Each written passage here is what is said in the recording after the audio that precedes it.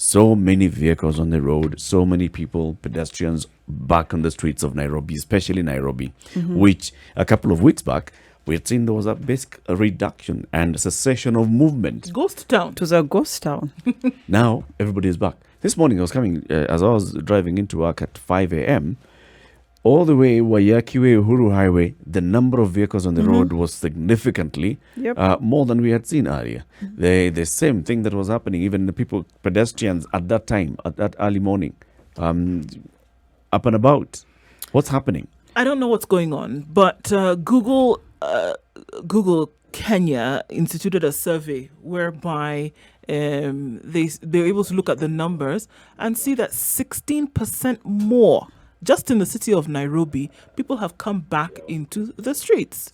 We saw a report on KTN yesterday at 7:30, not PM. 7:30 p.m. Yeah. The bus stages are packed, and these are people waiting for matatus that don't exist. So then I have to ask the question, what was going on? Or has the psyche changed where people now think it's all right, where you can come back onto the streets, you don't have to leave at 5 o'clock, you don't have to be home by 7? People have now forgotten about all of this. I don't think people have forgotten. I think we go back to the basics and we'll go to the Maslow's hierarchy of needs, where at the bottom of your pyramid are your basic needs: food, shelter, water. After a month of being indoors, restricted movement and whatnot, whatever reserves you had have already gone down. The job that you probably had before that time, you've either lost your job or you have a salary cut. There's something that has shifted. So you have to make sure your base of the pyramid is well taken care of. So what you're seeing is a normal response, in my opinion, where somebody is coming out. They are living their lives. Yeah, people are looking for food, literally. Like that is, you see, hunger, if you're hungry, you'll feel it now. You will feel the effects now. Compare with the coronavirus, where you know it is a threat, you've appreciated it's a threat, but it is not your immediate threat. You have an internal. You will venture out. You will venture out. And the Nairobian had an editorial about, and this one, Ted Malanda explained it. Back in the day, in the village, for everyone who grew up in the village like myself, if you are going home, then it starts raining, you would seek shelter first. And then let's say you give it an hour, you know, this rain will die down and then you'll go. An hour later, it's still raining. 2 hours later, it is still raining, heavier, and then now it's dark. So at the end of the day, you know you must go home. And if you're a kid, you know if you do not go home, you know what you will get. So you'll just brave the rain, because the rain beating you is better than the beating you will get at home. So here it's the same thing. People are looking at, you know. After all, it's just the rain. Yeah, it's if I'm hungry now, I'd rather sort that out. You will not stand to see your children starving. You saw in the coast the lady who was boiling stones to give the illusion that there's food for her children. She will do anything to go and get food. So it's looking at people feeling the base of the pyramid. Everything else is secondary now. And It's that's all why you're seeing the roads are full. Let's go to the phone line. We are now joined by Nairobi Woman Rep, Esther Passaris. Good morning, Mheshimiwa. Morning. Welcome to the Situation Room, and thank you very much for speaking to us. This is Eric Latif. You have Ndu Oko and Dr. Mercy Korir. Yeah, thank you. Hi, Mercy. Hi, sir. Good morning. Morning, dear.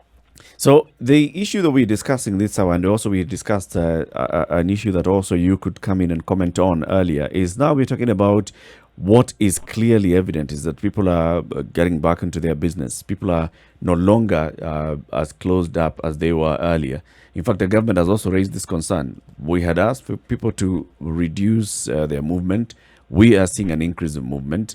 Why is this happening? And also the issue that we were discussing earlier was around the Kariobangi sewer treatment plant, where there was some eviction yesterday. Yeah. Okay, let me start off with the movement.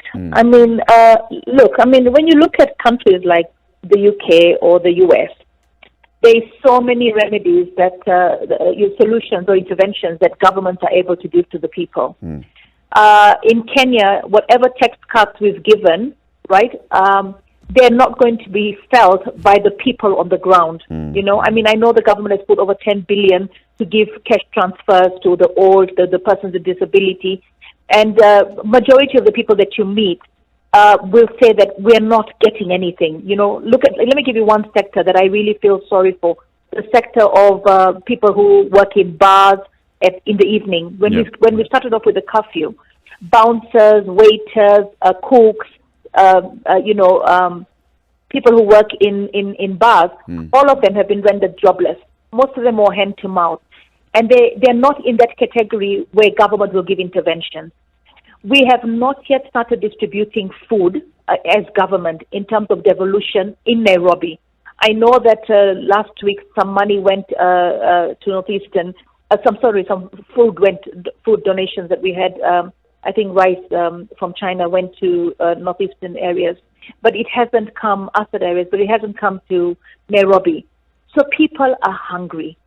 People, the day-to-day wages are affected, you know, because now there's no disposable income. If you were a woman who was selling boga on the road in Kibra, right now you have nobody buying that boga, all right? And you're not even having stock, or the stock you have has already gone rotten. So we have a lot of problems, and the interventions that we need are in the informal settlements, you know, where Kawangware, for instance. When you look at the footage, life is going on like normal. So the thing is, what we've managed to do with the curfew is to actually stop and curb the spread in the evenings. But we've not been able, in the informal settlements, to really curb the spread during the day. Now, that is a time bomb in itself, all right? The thing is, people can't stay at home when they can't eat. It's impossible. People can't, you know, and the kind of houses that we're asking people to stay home in the informal settlements are not conducive for you sitting and saying, oh, we can stay home. Those are places that people just go to rest and sleep.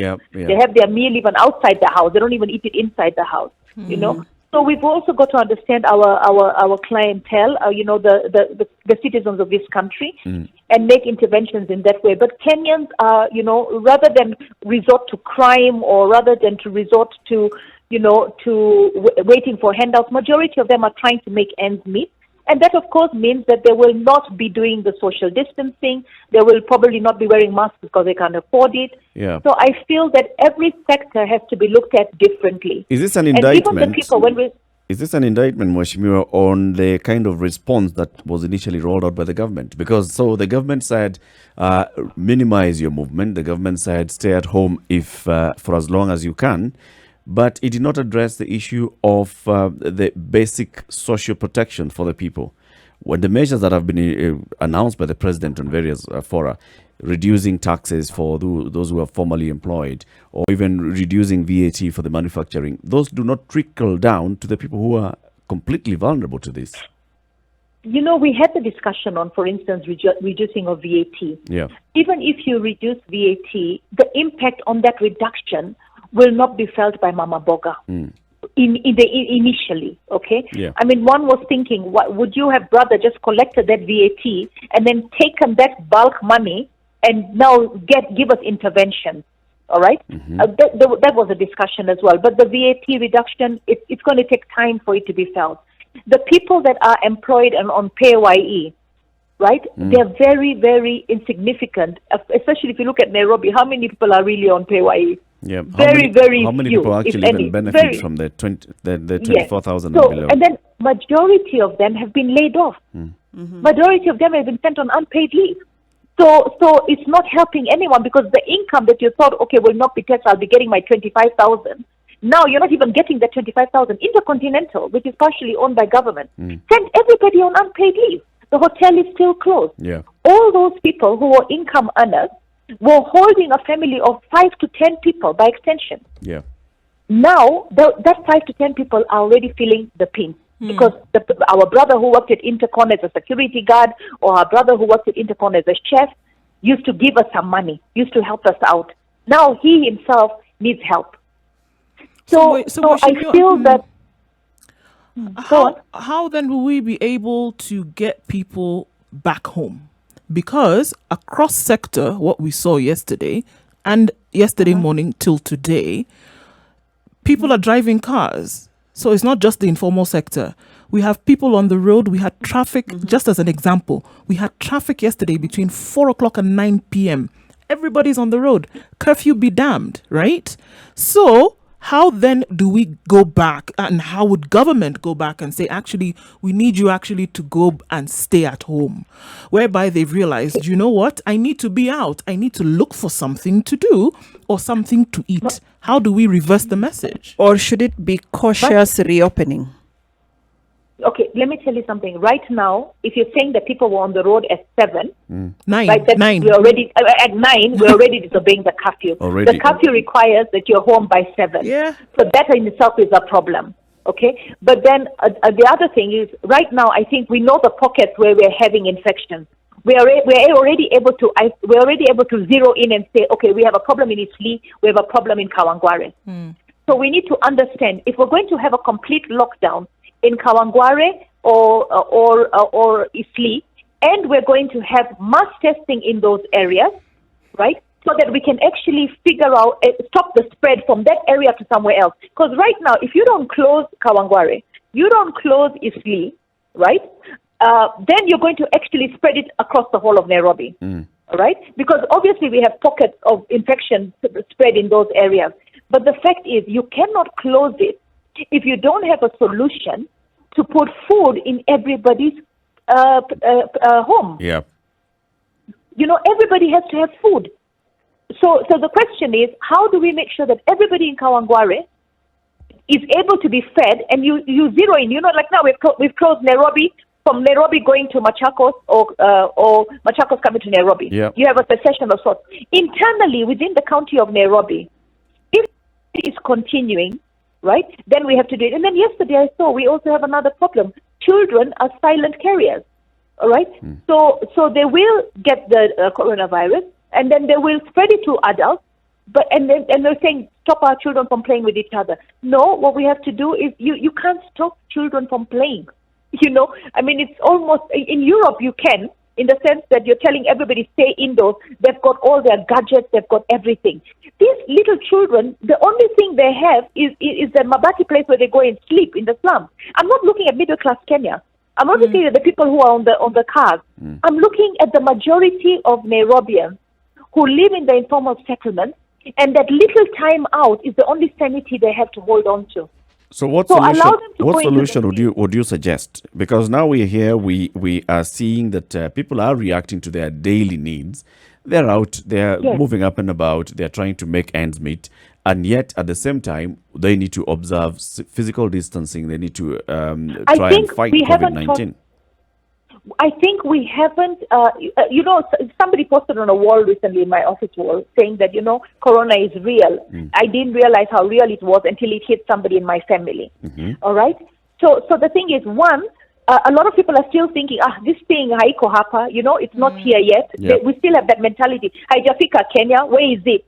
So I think the more and more people who've got infected coming out and talking about it, but unfortunately, we've created such a stigma about coronavirus that right now nobody is even prepared to go and test because of what are the implications. You're telling me that if I test and I get positive, I'm going to be isolated at my own cost. Yeah. My family and friends are going to be isolated at my own cost. So if you get me and if you find me with coronavirus, and then you ask me, give me the list of the people that you were with, other than taking my phone and getting my private data to see who I've been talking to, I might not disclose who I met because it will be condemning them Yep. to now who did you meet and who did you meet.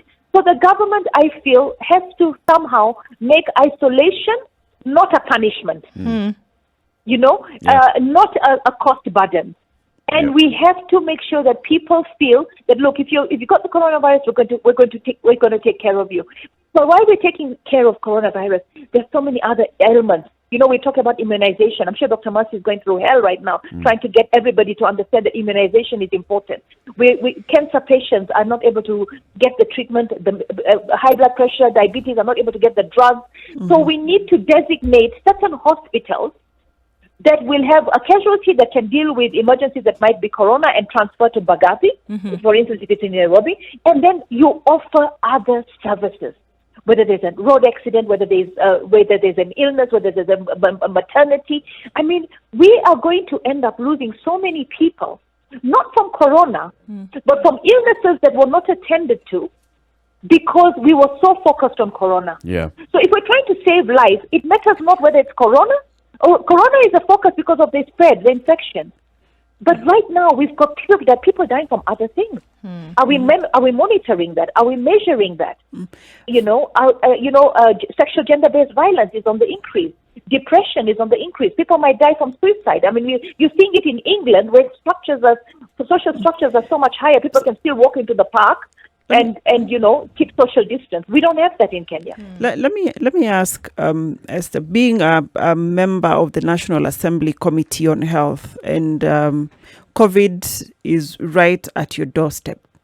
What is your committee, and by extension the National Assembly, doing to address all these issues you've raised, because they're very fundamental and key? And here, really, this is the time when you as leaders should step up and do something to cushion wananchi and also provide a way forward that is less harmful to the people. Let me tell you what. First of all, we were dealing with budgets recently. We made sure that all the necessary monies that were required for interventions were in place, and also not neglecting the other areas. Yesterday, for instance, there are other things that are going on. Yesterday, we met with the task force for blood, and making sure that we can have enough blood in our country and we can manage blood properly, because we've had issues in blood management in Kenya. So there are other areas that we're also meeting and discussing. And as far as we're concerned, every question that comes in the public domain, every question that comes in the media, we interact. Like this afternoon, we're going to be having a sitting with the CS of health to answer some of the various questions as well. But at the end of the day, that's happening in the background. All right, Parliament should be going on recess, if I'm not mistaken, by tomorrow. But the Health Committee will be meeting at least 2 or 3 times a week, trying to make sure that where there is need, whether it's Cambry, whether it's KEMSA, whether it's Kenyatta National Hospital, whether it's Kenyatta University, or whether it's the ministry, we are there to make sure that we're giving the necessary guidance, and we are also giving the necessary approvals, or getting the necessary approvals, or assisting where necessary to make sure that, we are the link between the public as elected members of Parliament and the executive. So those interventions are there. They might not be felt because committee meetings. Nobody understands that majority of the work that parliamentarians do is in the committee meetings. That's where decisions are made, because the ministry cannot just go spend money, allocate money. They have to get approvals, and they come to us, and we're doing all that. Right now, there's a lot of question of how much testing are we doing? How are we going to improve the testing? We've talked about isolation. How are we going to cushion people? We've talked about making sure that people are not detained. There was the case of Kenyatta University, the expiry from Lenana, who said he was being given a bill of 60,000. We also said, we want to see government not stressing people, mental health. We're discussing all this. But you see, the thing is, coronavirus caught everybody with their pants down. So, Mheshimiwa, how much has the committee allocated to ensure that these things actually are paid for? You're talking about isolation, because you also raised the issue of testing and isolation and quarantine those costs being borne by government. Has this been addressed by the committee? Has money been allocated by the committee for this? We have addressed it, and we have allocated money. Right, and I believe that there's going to be we're going to see a little bit of difference in how we're handling isolation cases. So the public has to not shy away from. I mean, the thing is, it's a pandemic. Nobody asks to be infected. You can't be made to pay a price for trying to keep the whole country safe. It is the government's responsibility, and we've given them enough money, whatever they asked for, in terms of managing isolation, in terms of managing quarantine, in terms of managing hospitalization, right? Yeah. We have given them. So they should now try and see how they can balance it out. Even yesterday, something very simple like, all the hospitals have money for food, all right, for serving meals. Right now, you're getting your meals from the Kenya Hotel Keepers Association. So where can that money go? What can that money do? Yeah. How long is the commitment by the Kenya Hotel Keepers Association? So I feel that as a country, right, our government moved at very high speed. Our people took a very long time to catch on. But right now, when I walk around the city, I see a lot of people wearing masks. a lot of people are not wearing them correctly. A lot of people are not social distancing. Social distancing, when you're looking at the simulations that are being done on TV, I'm sure Mercy must have seen it recently on TV, even up to 6 feet. If somebody coughs or sneezes, it's spreading up to 6 feet. So that you're talking about 2 meters. Yeah. And now our social distance is not even half a meter. People, when you go to border borders, they are all sitting on their border borders next to each other, looking at each other, mask kwa chini. So look, mass testing is the best way for us to know where we're standing. I think we should emulate what Mombasa is doing. Mombasa County seems to, I saw Joho leading by example, doing the test, trying to get rid of the phobia or the stigma around corona testing. I feel that the more we test, the more we'll know what we're dealing with. True. I don't think we've reached our what is it, the peak yet? No. No. We are yet to get there. We are yet to get there. Mheshimiwa we are Esther not. Passaris, I don't. woman rep for Nairobi County. Talk about Kariobangi. Yes. Mheshimiwa, we were talking about Kariobangi. We saw some demolition of homes in Kariobangi. We were speaking earlier with the Chief Executive Officer of Earthy Water Agency. And, he was telling us this is a project that they have been doing for the last 5 years. And they're basically just putting up a wall. But there are people who had come and encroached this particular property, put up houses and rented out the houses. And the people who are being affected now are basically the tenants. What is it that you could do or you're doing to address the plight of such people? The fact of the matter is there are people who were rendered homeless yesterday. Yeah, first of all, I want to say that Nairobi, obviously the physical planning of Nairobi has been totally messed up. The land grabbing has been very rampant, and majority of this land grabbing has unfortunately been politically connected or politicians. All right. So what has happened right now in trying to reclaim the water and sanitation land, we commend the government, because Nairobi, some of even Mercy will tell you, all the waterborne diseases. If we don't have a clear water and sanitation program in this country or in this county, we will never be able to eliminate things like cholera. We need a proper water and sanitation facilities in the entire county, in fact in the whole country, because that is something that happens almost every day. So we commend them for trying to, get back all the grab land.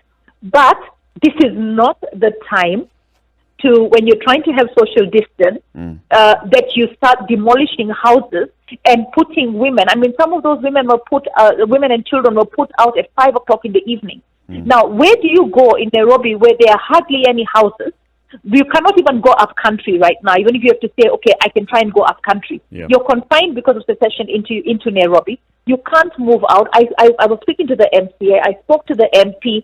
The lawyers have got a court order. That is something that I also feel, much as the government wants to do what it wants to do, right? It is very, very frightening when you have a court order and you're told, come back on the 5th or the 7th of May to discuss this issue, right? Of the people in Kariobangi, right? And you still go ahead and demolish. So for me, I think they got the court order. It gave them some reprieve. They wanted to argue their case, and maybe they do have a case. Yeah. At the end of the day, I feel this. Government is government. If the officers in government did wrong, right, the citizens are caught in the wrong. I mean, you might think there might be somebody who bought that parcel of land. But I know it's a self-help group as well that Kwaminwa is representing. But for me, we need the water and sewage plants? Absolutely. Do we need to move people? Yes, in a humane way. Government cannot be up against its citizens in such an inhumane way. We've seen it. The bulldozer, it became fashion in Nairobi to just have the bulldozer go and do whatever it wants to do. The thing is, the rule of law has to apply more to government than to the people. If government wants people to obey the rule of law and they themselves do not obey, it's a very scary position. So for me, I welcome the idea of a 20 billion shilling water and sanitation plant in Nairobi. Perfect. I don't have a problem with what they did in Ruai, because Ruai, there were no human people. There were not a lot of human citizens, poor vulnerable citizens being affected. But to see children. Now you're talking about social distance. Children being the ones who can spread coronavirus. Yeah. Look at all the footage. Yeah. It's little children together. And when you're trying to move a bed, you're trying to you're trying to get your furniture out of the house to beat the bulldozers. Where's the social distancing? True. So at the same time, if tomorrow we say Kariobangi has become a center for coronavirus, we will go back and say it was the government who planned the demolition. This is because of it. So, Mweshimo, you're But saying the thing is, you're saying you reached out to the MCA and the MP, and you are in conversation with them. What exactly are you doing to help those people? You saw women being rendered homeless at 5 p.m. Today they need a home.